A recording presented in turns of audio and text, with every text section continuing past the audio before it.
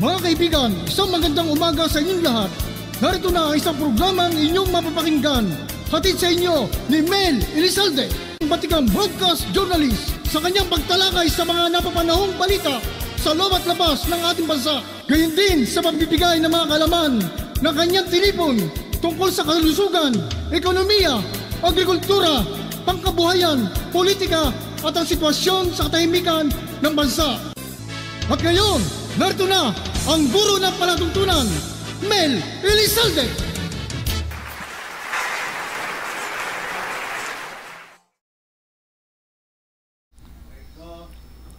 Magandang hapon po sa inyong lahat. Mga minamahal naming taga-subaybay, kumusta po kayo? At welcome po again dito sa ating panghapong programang Kadiskarte. With your Kadiskarte, Mel Elizalde po, mula sa ating studio Elizalde Broadcasting. Ngayon po ay March 6, 2024. Kasi gusto ko pong batiin ang lahat ng merong kapanganakan. Lalo na po syempre yung aking bana. Ngayon ho pinanganak siya eh. March 6, 19, hindi ko na ho sasabihin, 19 forgotten na pinanganak yun eh, no? Ay, kaya nga ngayon ay talagang 58 years, ano na ba siya, ewan? Medyo grang-grang na ng konti. But then, happy birthday sa lahat po ng mga pinanganak ngayong araw ng March 6. Okay. So, ngayon po, bago tayo magpatuloy, ay gusto ko sanang imbitahan kayo. Yes, ano yun? We are extending our invitation to build Metaverse Philippines. Wow! Parang bago yata sa ano nyo yun, sa pandinig nyo. Pero yan po, i-explain ho natin yan, no? Kasi yan na tayo ngayon, di ba? Bakit po?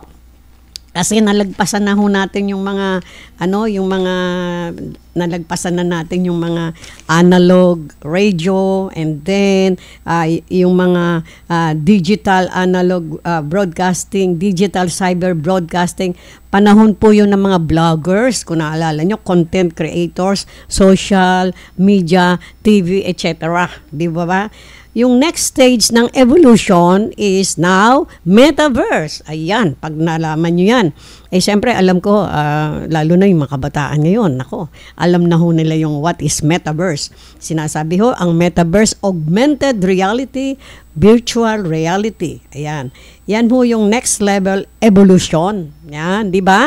Pero we will explain it to you in detail sa mga susunod natin pong programa, kasi alam nyo naman we are running out of time na. Pero ngayon ho, meron tayong babatiin talaga ho, very special ho itong ating babatiin, sapagkat napakahalaga nating malaman ng buong Pilipino, especially, no? Kasi alam niyo po, sa ating pong history, hindi ho lahat ng mga naging heroes natin ikilala natin. Ito dapat makilala natin ng husto, di ba? Alin po, si Eugenio Roy Daza, congratulations po dahil sa awarding ng US Gold Congressional Medal sa kanyang ama. Na sino po 'yon? Major Juan Daza, at doon sa kapatid niyang si Colonel Cirilo Daza, Heroes of World War II. Alam niyo po yung mga Daza sa Samar ba? Ay talagang mga kilala po yan na angkan ng mga mayayaman na at matatapang pa na nasa lugar, hindi po ba? Kaya sila po ay mga naging hero. At siyempre, yung celebration po ng birthday ni Don Gabriel Daza noong February 24, 2024. Ha? February 6, February 6, 2024 sa Borongan, Samar. By the local government po yan ginawa, at sinasabi po, alam niyo po kung sino si Don Gabriel Daza. Siya po yung founding father of Boy Scout of the Philippines. Palakpakan natin, kasi kung hindi, kita nyo hanggang ngayon ang mga Boy Scout, di po ba? Ano po ba ang magandang inculcate sa mga Boy Scout natin? Di po ba napakaganda? Sabi nga po nila, ang kanilang yung kanilang mga salita lagi is service to the country and dignity, with dignity and honor, di ba? Ha? Laging handa, always prepared, na ang Boy Scout pero ang sinasabi ko po dito, yung sinasabi madalas ng mga DASA, 'di ba? Yung sinasabing nung World War II hero, sabi niya, service to the country with dignity and honor. Yan. Kung naalala niyo po yung Balanggiga Massacre, di po ba? Sa Samar nangyari yon. And in fact, hindi naman sa kung ano pa man, ay naibalik na sa atin yung Balanggiga Bill na kung saan kinuha ng mga Amerikano, dinala sa Amerika bilang patunay na sila ay nagwagi sa kanilang massacre na pinaggagawa dito sa bayan natin. Kaya nagalit nga po noon ang ating ex-president Digong Duterte at medyo naasar sa kanya yung dating presidente during his time, yung presidente naman na si Barack Obama ng Amerika. Nagmura kasi yata si Digong di ba? Parang ganon, parang sinabi, kayo, minasakar nyo. Parang ganyan. Ibalik nyo yung kaya naibalik naman in his time, di ba? Kaya, sino may sabing balang nagawa si Digong Duterte, ang dating presidente? Marami rin, di ba? Wag nyo masyadong yan, no? So, kaya nga po, congratulations uli kay Don Eugenio Roy Dasa. Congratulations po sa inyo. At we are very glad that na ngayon po ay, sabi nyo, nagkasakit nga po kayo. Well, we wish you po a good health and long life, no? Kasi alam naman natin na malaking maitutulong ng si Mr. Eugenio Roy Dasa. Hanggang ngayon ay tumutulong siya. So yan po mga minamahal nating taga-subaybay. Don't forget Ngayon ang pag-uusapan natin ay yung alin. Ito po yung pag-uusapan natin, maganda to Kasi ito, kailangan ho kasi nitong pag-usapan. Ito po ay isang librong isinulat ni Miss Laurie Ruetiman. Hirap bigkasin pagka hindi Pilipino ay sino po yon? Ang kanyang isa po siyang iPad broadcaster, speaker, human resource professional, author, speaker, and entrepreneur pa. Ayan, ang dami, no? Ang dami niyang talagang matinik na bagamat isa siyang babae ay talagang maraming katangian at talagang maraming advokasya. Kaya siya nga po ay sumulat nitong librong self-advocacy. Ayan po.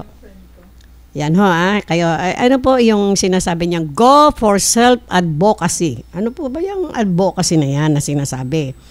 How to put yourself first and take control of your career. Yan, di ba? There are two things to do, sabi nga po niya sa kanyang libro.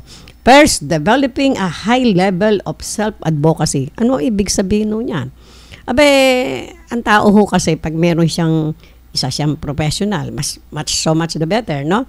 Tapos meron siyang advokasya. Ano advokasya? Tumulong sa gobyerno. Makibaka. Kaya, makikambeng. Makibaka, ibig sabihin, makibaka sa mga problema ng ating bansa. Of course, go hand in hand with the government's policy and advokasya, di ba?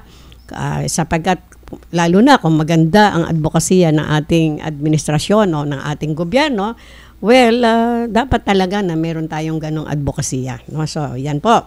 So, paano po madadevelop yon? Siyempre, alamin ho natin yung mga basic rights natin. Every person's sinasabi nga po ay mahalaga.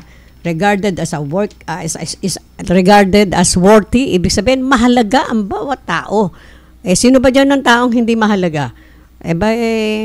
Pagka sinabi nyo yan, wag kayong mamimintas. Hindi mahalaga yung tao na yan kasi hindi nakatapos ng pag-aaral. Hindi po totoo yan, di ba? At sa katotohanan, lalo po nating hinahangaan yung mga taong nakatapos naging professional, no? Nakatapos siya ng kanyang pag-aaral. Pero sad to say, meron po tayong mga kakilala, naging kaibigan, kakilala natin na, okay, ang yabang. Hoy, graduate din, rin ako, sa MLQ rin ako. Sabi niya, naniwala ako dahil nakilala niya ho yung mga professor namin noon at mga dean noon eh. Sa loob-loob ko parang totoo ang sinasabi nito. Pero maganda yung sabi niya na nakatungtong ako sa college. In fact, third year college ako eh. Hindi nga lang ako nakatapos. Yes, tumanga po ako doon. But then, nung nalaman ko po ang kalagayan niya, ano na siya ngayon? Marami pong mga negatibo tayong nalaman sa taong ito na kung saan sinasabi niya na nakatungtong siya sa college.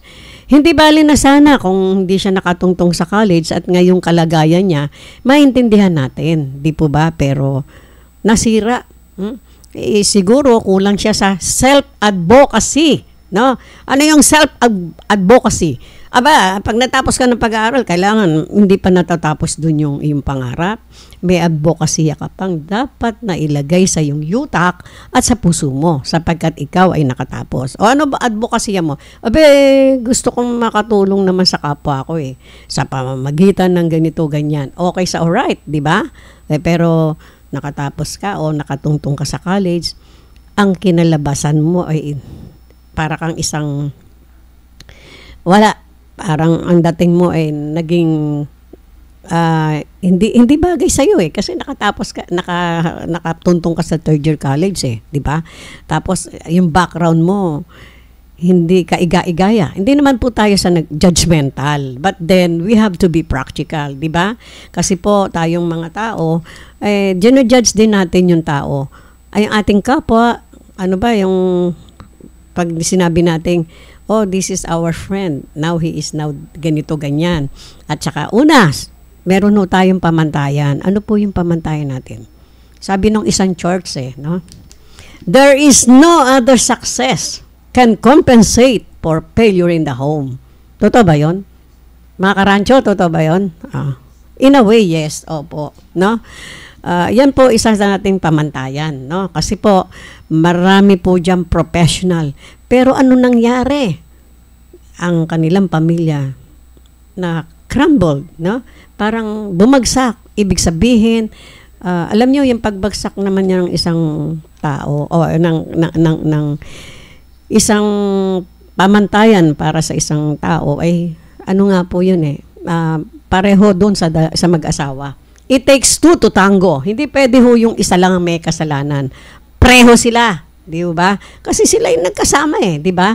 At inisip lang nila yung kanilang mga sarili, kaya at the end, naghilaway sila. Hilaway ang pula sa puti. Bagamat sila ay may mga anak. No? Ang gaganda pa, mga lalaki pa anak. Pero hindi nila ho inisip yun. That is one. Yung kanilang self-advocacy ay para sa atin, hindi naging kompleto. Di po ba? So, yan po. Pero hindi pa naman huli ang lahat. Kung sakali mga karancho, mga kadiskarte na nangyari sa atin yan, well, minsan yung kapalaran di ba? Hindi natin masabi, di po ba? Kaya minsan kahit na ginawa mo na ang lahat, pero ang nangyari, yung ayaw na ayaw mo mangyari, nangyari, no? Pero siguro kung sinasabing iyon na talaga ang iyong destiny. Kung magkataon man yon, sabi nga po, ang panalangin natin, hingi ng guidance kay Lord, at kung yan ay hindi mangyari, ang ipanalangin natin susunod, makaya natin. Diba? Ganun po yun Kasi yung mga hindi natin kayang tanggapin, yun, parang gano'n. O hindi natin kayang baguhin, idasal na lang natin na makayanan po natin. Yan. Isa po yan sa mga kasama sa self-advocacy, di ba? Halimbawa, ikaw ay nabigo sa una mong advocacy na maganda ang paningin mo sa buhay, na maganda pamilya mo, na ikaw ay magiging isang body, ganito, ganon. Hindi nangyari. Hindi pa huli ang lahat, hindi po ba? Ang lahat ay may second time na may pangalawang pagkakataon. Kahit nasabihin mo pang hindi, matanda na ako. Wala matanda, di ba? Yan po ang sinasabi. Kaya uplift yourself, di ba? Maniwala kayo sa iyong sarili and syempre, lagi mong kausapin ang sarili mo. Kaya mo ba to? Ha? Kaya mo ba to, tol? Syempre, di ba? Parang ganyan. So, at tandaan nyo po, ang mga tao, tayong mga tao, ay merong right to live decently, di ba? Right to be respected, no? Pero ito ho, mga sinasabi ko sa inyo, mga kadiskarte, totoo yun, meron tayong right to be respected. But then, some people do not respect people. Why? Kasi nasa atin din yun di ba? Karespeto ka ba? Ha? Ikaw ba dapat respetuhin? Sa pagmumukha mo pala, sa itsura mo pala, sa pagdadala mo ng sarili mo, hindi ka nakarespeto.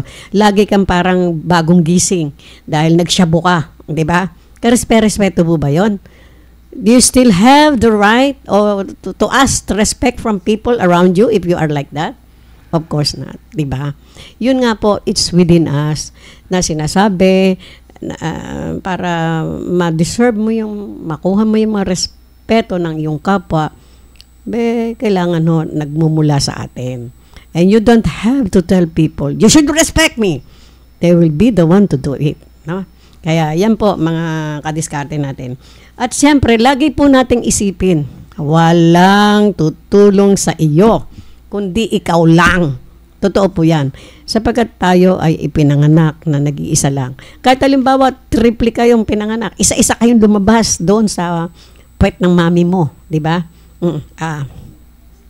Ibig sabihin, hindi naman kayo sabay-sabay. Hindi yung sabaw-sabaw kayong lumabas, di ba? Ibig sabihin, isa-isa lang. And so, wala ho tayong dapat asahan. Paghandaan ang lahat ng oras at bahagi ng ating buhay. Kailangan yan ng isa sa mga self-advocacy natin, no? Na hindi po tayo aasa kanino man. The other day, may I share to you, no? Ako po kasi, pagkagabi, nag-aano ko sa YouTube, sa ano yung isa? Facebook o sa YouTube, may nabasa ako sa Google. Nakita ko yung larawan ng isang matanda, nakalagay doon. Ang isa sa mga kinatatakutan ng isang matanda, isang nagkaedad na, ay ang siya ay maging pasanin sa kanyang mga pamilya. Yan, sana po yan ang isa sa mga isipin natin.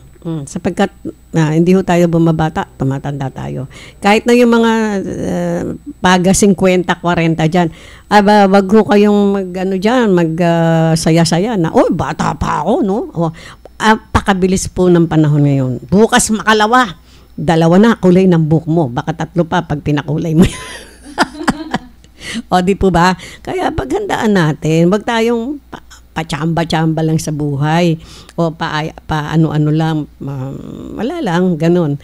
Kinakailangan isipin po natin ang lahat ng bagay. At kung tayo man ay may mga pinagdadaanan, isipin po natin lahat may pinagdadaanan. Ako nga po minsan nagrereklamo ako sa buhay ko, ano ba to? Kailan ba ako gaginhawa sa kapirahan? Parang ganyan. Pero paglabas ko po sa karsada, nakikita ko po ang mukha ng kahirapan. Ano yun? Dito lang sa paglabas dito sa Kalaw, nakahamba lang po dyan ating mga kababayan na walang tahanan, walang sapilit sa paa. Ang tinutulugan, karton. Ang pinagkakainan niya, kasama pa niya yung aso niya. Hindi po ba mas malaki ang inyong pasasalamat? No? Pag nakita niyo yung mga iyon, tayo merong inuuwi ang bahay. Kahit nasabihin niyo, yung iba ay nangungupahan lang. At least may bahay ho kayo. You can afford to rent, di ba? Tapos, ano pa? May kinakain kayo. Yung mga iyan pag nakita niyo yun, swerte na silang makakain ng 1 besang araw. Di po ba malaking pasasalamat? Kaya, wag po tayong mawawalan ng pag-asa. Kung kayo man ay dinadalaw ng sangkatutak na problema, still go for self-advocacy. Ano yun? Yung ayusin nyo yung sarili nyo, magkaroon ng hindi lamang pansarili, pampamilya, pangkomunidad, at pangkalahatan ay para sa bayan. No? Tandaan nyo yan, 3 yung advokasya natin. Kasi tayo ay magiging pasanin ng ating bayan kung tayo po ay walang walang trabaho, hindi po ba? At pabanjing-banjing lang. Makakatingin ba tayo ng straight sa ating kapwa? lalo na sa mga tao, sa ating pamilya na sinasabi niyong mahal nyo. Pag nagmamahal ang tao, lahat ginagawa. Di po ba? Para ma-alleviate sa anumang kahirapan ang inyong pamilya. Ganun o yun eh. No, di po ba? Wag tayong huminto sa pag-iisip kung paano ba tayo iuunlad sa ano pa mang aspeto ng buhay. Lalo na po sa bagay, yung sa pananalapi. Sabi nila, pera lang yan eh. Hindi po. Sinasabi natin, pera lang yan. Opo, pero bawat kilos dito, habang tayo nasa daigdig, we need money. Diba? Money. Diba? Ganon. Bibili kang tubig, money. Diba? Tubig na nga lang po diba? Kailangan buksan ng ilaw, hindi ka nagbayad ng kuryente. Yun, diba? Money na naman. Yun na nga po diba? So, dapat, yung ating mga advokasya sa buhay, ipagpatuloy po natin kung medyo na balam dahil sa mga kapighatian sa buhay. Abay, lahat po tayo may kapighatian sa buhay Kung ayaw nyo magkaroon ng kapighatian sa buhay, ano gusto nyo? 6 feet below the ground o may kapighatian sa buhay? Ganyan lang ang mabuhay sa daigdig. Every day, meron po tayong kapighatian. It's up to us kung paano natin po yan kakabakahin, kakambingin, no? Ganun ho yun. Maging matapang ho tayo at siyempre sa lahat ng panahon. At kung tayo man ay nakasalubong ng mga aswang dyan, ibig sabihin yung mga taong negatibo, wag ho tayong palaban lagi. Baka tayo mapunta sa maghimas tayo ng rehas, no? Wag ho. Kailangan ayos lang, 'di ba? Paliwanag. Lalo na po doon pag naka-encounter kayo ng mga taong maiiksi ang utak, no? Bago nyo siyang patulan dahil pag pinatulan nyo yon, tapos ang inyong self-advocacy. No? Kung may maganda pa kayong mga iniisip para sa buhay nyo, para sa mga minamahal nyo, syempre para sa komunidad at sa bayan, magde-de-enjoy kapag yung sabi nga, yung inyong emotion, no? Yun naman, the past natin nun no? Ay ipinamarali nyo, ibig sabihin. No? Yung no, sermon ako ng sermon pero sabi ng mga kasama ko si Tita Mel, sabi gano'n pero mainitin ang ulo niya. Opo, aminado naman ako dun Pero yung sa akin, hanggang leeg lang po yon. Wala sa puso yon. Dahil kung ako po ay ganun, palagay ko nasa ospital na ako, matagal na. No? Ganun lang ho ako. Medyo tataas ng konti ang boses, nasa do, nasa re, mga ganyan. Pero sa totoo lang, hindi po, ganun lang ako. Hindi ko yun dinidibdib. Hindi ko po iniisip yun, hanggang trot lang yon. Kumbaga sa panakot lang yun, galit ako. Parang gano'n, di ba? Para yung, kunyari, yung lalaking nagmamacho-macho, yung pala, matcha, di ba? Gano'n lang ho yun. Pero sa totoo nga lang ho, ang buhay ho sa mundo ay punong-puno ng problema. Bagamat marami tayong iniisip ng mga self-advocacy, mga advocacy natin sa buhay na gusto nating marating, keep trying. Keep going. At pag wala po tayong sawa na lumaban sa mundo at gawin ang lahat ng nararapat para ma-attain natin po yung mga self-advocacy natin. At siyempre, yun nga, inuulit natin, walang ibang tutulong sa atin kundi tayo. No? Sabi nga po, huwag tayong umasa kahit kanino man. At sinasabi nga ho, at yung karapatan natin pang tao. Ayan, number 1 ho yan. Lalo na kung tayo po ay nakapag-aral. Napakahalaga po yun, guidance natin. Yung guidance ho ng pag-aaral ng formal education is very, very important. Kasi nagtataka po ako lalo na doon sa ating mga wag naman magagalit sa akin yung ibang mga OFW natin na napupunta sa ibang bansa. Ang tatapang ho nila kahit na sila ay mga grade schooler lang ang tinapos, no? Mga grade 3 ganyan, halos yung pangalan lang nila yata ang kaya nilang pirmahan. But then matatapang po 'yan. Pero alam niyo po, ang tapang nilalagay sa lugar. Kinakailangan meron tayong sapat na kaalaman, no? Pag wala po tayong sapat na kaalaman, medyo ano ka, magtanong-tanong ka, iho. Baka vocal ka ng vocal, mamaya makapag-ano ka ng, makapag, tawag dito, maghimas ka ng, ng rehas na bakal. Alam nyo na yung kung saan, diba? Sabi nga po, Marilyn Gaturian watching po. Well, thank you. A dear friend of Miss Grace Bellato. Of course, I want to thank, I want to say hello to Miss Chodora Bellato. Yan, si Chody. At si Miss Carmelita Bellato, who just celebrated her birthday yesterday, no? Ayan, talaga naman. Kaya nga, saya ng buhay ng mga nag-birthday. Kasi, another good day. No? Another year. Ha? Diba? Pagka ganyan. Teacher Talk, watching you, Mel, from Eunice. Oh, my dear God. Thank you very much, my dear friend, Eunice. We miss you a lot, you know. And of course, Miss Emily Molo. Oy, may balita ako sa inyo, ha. I want to congratulate again and thank you. We try to say thank you every day to Dr. Lloyda D. Diaz, our chairman of the board ng Elizalde IS Elizalde Foundation. Nalilito na ako. Talagang mahirap talaga itong medyo bumabata. No? Chairman of the board ng IS Elizalde Foundation. Very soon po, we will have our first meeting. No? Yeah. Board meeting. Ayan. Si Dr. Lloyda D. Diaz, our chairman of the board ng IS Elizalde. Kaya Eunice, naman, my good friend, Miss Eunice Abanto, I miss you a lot, you know. Hindi nyo lang alam pero hindi dahil sa gusto ko, so much so, mas maganda kung magprograma kayo ulit. Pero kahit hindi kayo magprograma, I really miss you, my dear. And of course, si Miss Emily Molo, one of the brightest teacher from Manila High, di ba? Yeah, pinagmamalaki ko. Also, I want to say hello to my dear comadre Merlin Anyo Nuevo, na naging president po ng Manila Public School Teachers Association for several times, no? And she just celebrated her birthday noong February 22, itong 2024. Pero hindi nagparamdam. But okay, basta makita lang kitang masaya, maligaya at gumagalaw-galaw pa. It's okay with us, no? So yan po, don't forget na yun yung aming paanyaya sa inyo. Ano ba yung paanyaya namin sa inyo tungkol sa metaverse, no? Siyempre, later on we will explain to you kung ano po yung metaverse casting. Ayan po kasi kami po yung unang nagpaano niyan, register. Anak ng baka.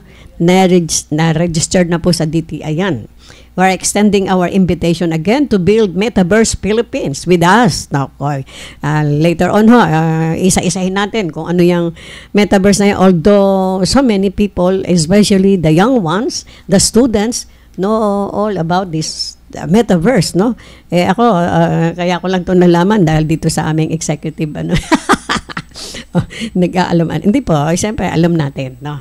But then, so yan po, abangan nyo po yung mga susunod nating araw, maybe tomorrow or the next day. Hindi lang po dito sa Kadiskarte, kundi sa ating mga iba pang programa. And so, that's all for now, my dear Kadiskarte. Sana po ay huwag kayong magsawang parating tumutok sa ating pong programang Kadiskarte with your Kadiskarte Mel Elizalde po. At syempre, I want to say, I love you all. Bye-bye.